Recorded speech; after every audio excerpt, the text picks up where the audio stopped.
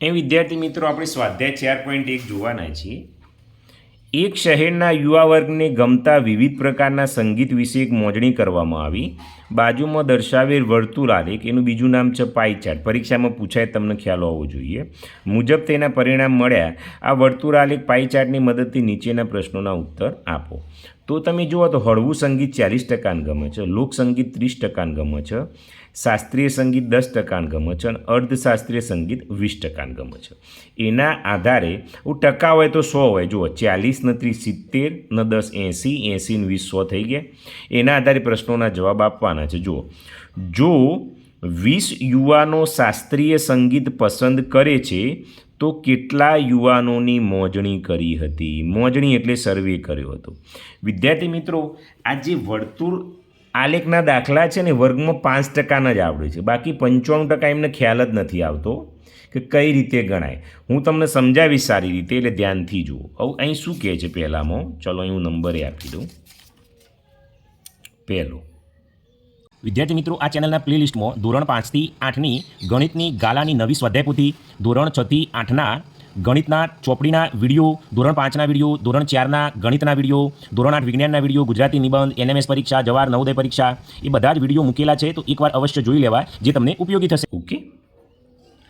20 યુવાનો શાસ્ત્રીય સંગીત. કેટલા યુવાનોની મોજણી કરી એ કહ્યું નથી, બરાબર, પણ 20 યુવાનો કીધા છે. શાસ્ત્રીય સંગીતની વાત કરી છે. શાસ્ત્રીય સંગીતની ટકાવારી કેટલી છે? શાસ્ત્રીય સંગીતની 10%. તો 10% હોય શાસ્ત્રીય સંગીત,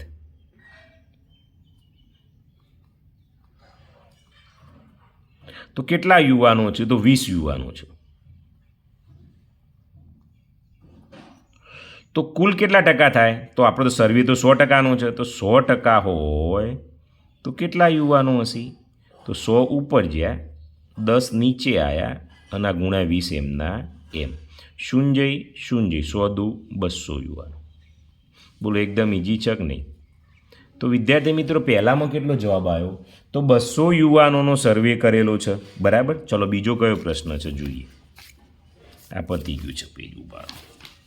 1 મિનિટ, 4.1 42 ને 43. ઓકે, પછી આ છે, આવી ગયો પ્રશ્ન. ઓકે, કયા પ્રકારનું સંગીત મહત્તમ યુવાનો પસંદ કરે છે? તો આ તો ઇઝી છે. તો સૌથી વધુ સંગીત તમે જુઓ તો 40% છે હળવું સંગીત. તો અહીંયા આપણે શું લખી દઈશું? હળવું સંગીત.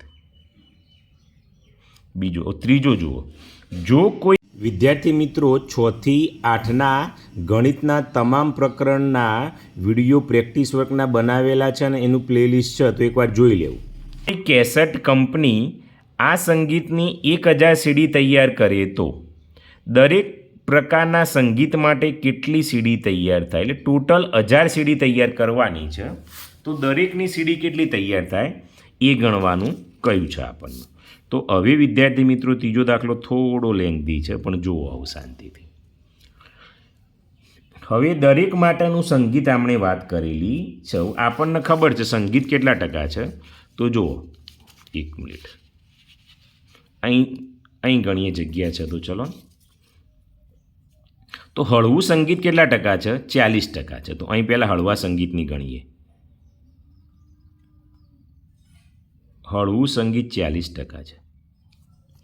ટોટલ સીડી કેટલી કીધી છે તમે જુઓ તો 1000. તો 100% હોય, બરાબર, તો 1000 સીડી બનાવવાની વાત છે. તો અહીં તો હળવું સંગીત કેટલા ટકા છે? 40% હોય તો કેટલું? તો 40 ઉપર જ્યાં, 100 નીચે આવ્યા, 1000 એમના એમ. હવે શું થશે વિદ્યાર્થી મિત્રો? તમે જુઓ તો શૂન્ય શૂન્ય. વિદ્યાર્થી મિત્રો, ધોરણ 6 થી 8ના તમામ પ્રકરણની ગેમ રમવા માટે આ વિડીયોના ડિસ્ક્રિપ્શનમાં લિંક આપેલી છે, એના પર ક્લિક કરશો એટલે ધોરણ 8, 7 અને 6 તમામ વિષયની આ રીતનું પેજ ખુલશે. એમાં ધોરણ 8 ઉપર આપણે ક્લિક કરતો જુદા જુદા પ્રકરણ ખુલશે. એમાં ધોરણ 8નું પ્રથમ પ્રકરણ ઉપર આપણે ક્લિક કરીશું. એટલે ક્લિક હિયર ઉપર જેવું ક્લિક કરશો, અહીં તમારું નામ લખી સબમિટ કરવાનું છે, એટલે ગેમ ખુલશે. તમે ગેમ રમી રહ્યા પછી કેટલો સ્કોર આવશે, તમે કેટલું શીખ્યા એ પણ બતાવશે. એટલે સ્કોર છેલ્લે બતાવશે. આ પ્રકરણના વિડીયોની ગેમ આ વિડીયોના ડિસ્ક્રિપ્શનમાં લિંક છે. શૂન્ય શૂન્ય, 40 ગુણ્યા 10, તો 400 સીડી બનાવવાની વાત છે. તો હળવા સંગીતની કેટલી સીડી બને? 400 સીડી બને. ખ્યાલ આવ્યો?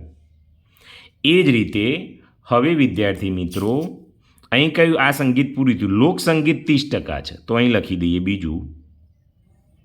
તો લોકસંગીતની કેટલી બને? તો લોકસંગીતની અહીં 40 × 10 છે, તો 30 × 100, 30 × 10 સોરી હો, તો કેટલી બને? 300 સીડી બનશે એની. એ જે શાસ્ત્રીય સંગીતની 10% છે, તો ત્રીજો અહીં આપી દઈએ. શાસ્ત્રીય સંગીતની 10 ગુણ્યા આપણે કેટલા વડે ગુણીએ છીએ? 10. તો 10 દાન 100 સીડી કોની બનશે? શાસ્ત્રીય સંગીતની. એ જ રીતે અર્ધશાસ્ત્રીય સંગીતની કેટલી બને? તો 20, એ 20% છે, તો 20 × 10, તો 10 દાન 200 સીડી કઈ બનશે? અર્ધશાસ્ત્રીય સંગીતની. તો હળવા સંગીતની કેટલી આવી? 400 સીડી આવી. લોક સંગીતની કેટલી આવી? 300 સીડી આવી. શાસ્ત્રીય સંગીતની કેટલી આવી? 100 સીડી આવી. અને અર્ધશાસ્ત્રીય સંગીતની કેટલી આવી? 200 સીડી આવી. તો વિદ્યાર્થી મિત્રો આ રીતે આપણે પહેલો દાખલો પૂર્ણ કરી લીધો છે. ઓકે, ચલો બીજો જુઓ. બહુ મજાના દાખલા છે અને ખરેખર સમજશો ને તો જ મજા આવશે. ઝૂમ કરવું હોય તો કરીએ, થોડું લો, સારું દેખાય. બધું આવી જાય છે ને કમ્પ્લીટ? ચલો આવી જાય છે. 360 લોકોને શિયાળો, ઉનાળો અને ચોમાસું એમ 3 ઋતુમાંથી પોતાની પસંદગીની ઋતુ માટે મત આપવા જણાવવામાં આવ્યું. આવું જુઓ. તો ઉનાળો કેટલા જણને પસંદ છે? 90. ચોમાસું કેટલા જણને પસંદ છે? 120. શિયાળો કેટલા જણને પસંદ છે? 150. તો આ બધા જ લોકો કેટલા થયા? આમ ટોટલ કેટલા થયા? 360 લોકોએ વોટિંગ આપ્યું. હવે શું કહે છે?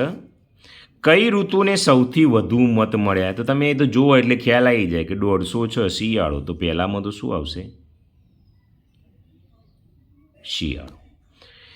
હવે જોજો, દરેક ઋતુના વૃત્તાંશ માટે તેના કેન્દ્ર પાસે ખૂણાનું માપ શોધો. હવે વૃત્તાંશ એટલે ગોળ ચક્કર વિદ્યાર્થી મિત્રો. જે ગોળ રાઉન્ડ કરીએ આપણે વર્તુળાલેખમાં એને વૃત્તાંશ કહેવાય. તો દરેક ઋતુ માટે શોધવાનું છે. એટલે આ 3 દાખલા ભેગા આપી દીધા. ચલો હું તમને ગણીને બતાવું. જોજો, એ આ બીજો. તો ઉનાળો કેટલાને પસંદ છે? 90 જણને. અહીં લખેલું છે ને કોઠો એરિયો. ચોમાસું 120 છે, એની જરૂર પડશે એટલે. ચોમાસું 120 જણને પસંદ છે અને શિયાળો કેટલા જણને પસંદ છે? 150 જણના છે. હવે વિદ્યાર્થી મિત્રો પહેલાં ઉનાળાનું શોધીએ, પછી ચોમાસાનું શોધીએ અને પછી શિયાળાનું શોધીએ.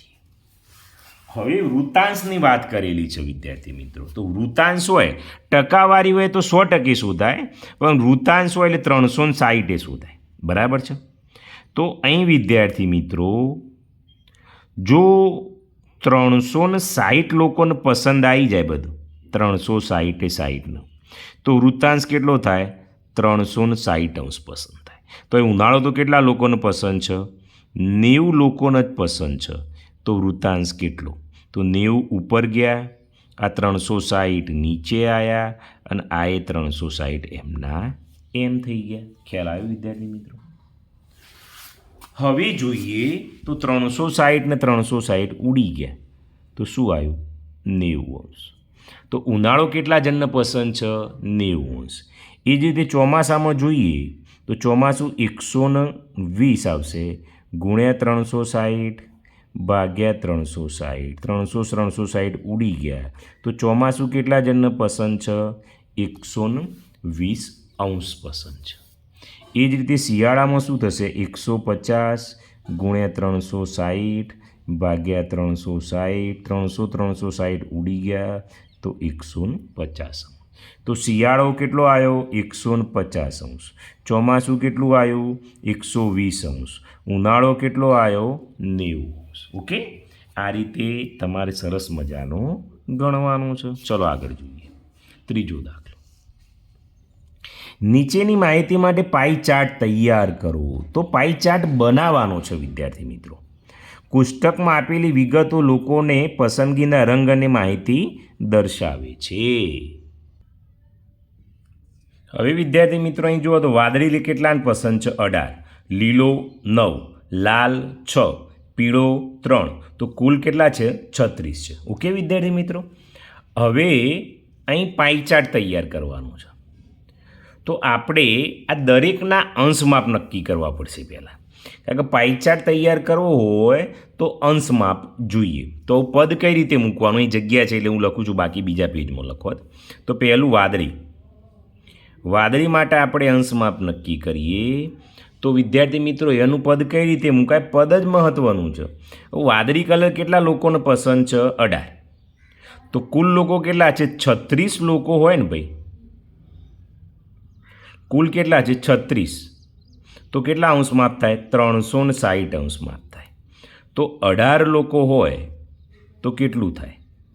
તો 18 ઉપર ગયા, 36 નીચે આવ્યા, ગુણ્યા 360 એમના એમ. 36 કેટલા આવશે? 36 એકા 36 અને મીંડું આવ્યું. 18 ગુણ્યા 10 એટલે 180. તો જે આપેલું છે 18, તો એને કેટલા વડે ગુણી દેવાના? 10 વડે. તો 18 છે એટલે અંશ માપ કેટલું થશે? અહીં 180 અંશ થશે. એ જ રીતે 9 છે તો અહીં કેટલું થશે? 90 થશે. 6 છે તો કેટલું થશે? 60 થશે. અને 3 છે તો 30 થશે. જો હવે આ બધાનો સરવાળો 360 થશે. 180 અને 90 એટલે 270. 270 અને 60 330. 330માં 30 ઉમેરો એટલે 360. આવું અંશ માપ નક્કી થઈ ગયું. આ રીતે પછી તમારે શું કરવાનું છે? તો તમારે આ રીતે હું બોલપેનથી દોરું છું, તમને સારું દેખાય એના માટે, બરાબર. તમારે પેન્સિલ અને ફૂટપટ્ટીનો ઉપયોગ કરવાનો છે. ફૂટપટ્ટી પેન્સિલ વાપરવાની છે. મેં પેન બ્લેક વાપરેલી છે, તમને સારું દેખાય એના માટે. બાકી તમારે પરીક્ષામાં હંમેશા પેન્સિલ અને રબરનો ઉપયોગ કરીને જ આગળ વધવાનું છે. હવે વિદ્યાર્થી મિત્રો એક પરિકર લેવાનું છે. ગમે તેટલા માપનું ગોળ દોરી દેવાનું છે. એવું આ વર્તુળ દોર્યું તમે પરિકરની મદદથી, તો તમે ગમે તેટલા માપનું દોરો, એને કંઈ લેવા દેવા નથી. હવે આપણે દોરવાની શરૂઆત કરીએ તો અહીં કેન્દ્ર બિંદુથી એક પહેલાં લીટી દોરી દેવાની આ રીતે. ઓકે, આવું ચલો. પહેલો વાદળી કલર 180 છે. તો વિદ્યાર્થી મિત્રો અહીં સીધી લીટી આવી જશે. કેમ? તો આખું 180 અંશનું હોય તો અહીં લખી દેવાનું વાદળી 180 અંશ. ચલો એના પછી લીલો તો 90 અંશ છે. તો આવું કોણ માપકની જરૂર પડશે.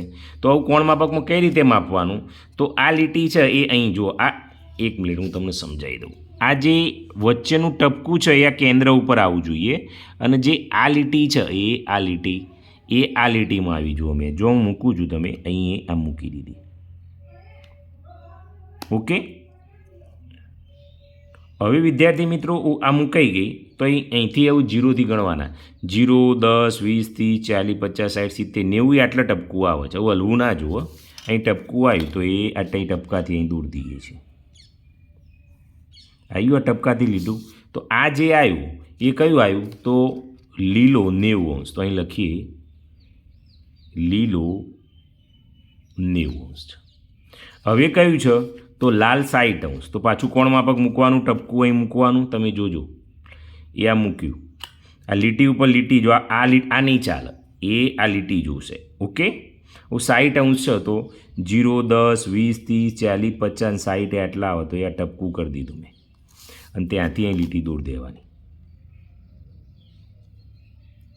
એ આટલું. તો આ કયો કલર આવ્યો? લાલ 60.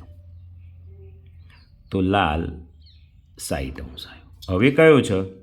તો પીળો 30 અંશ. તો બસ આ તો થઈ જ જવાનું છે, પીળો 30 અંશ. તો વિદ્યાર્થી મિત્રો જે આ આલેખ દોર્યો એને વર્તુળ આલેખ કહેવાય, અથવા એનું બીજું નામ છે પાઈ ચાર્ટ. ઓકે, આ તમને ખ્યાલ હોવો જોઈએ, અને આ રીતે તમારે દોરવું પડે. ચલો જોઈએ વિદ્યાર્થી મિત્રો, 13 મિનિટ જેવું છે એટલે સ્ટોપ કરીએ.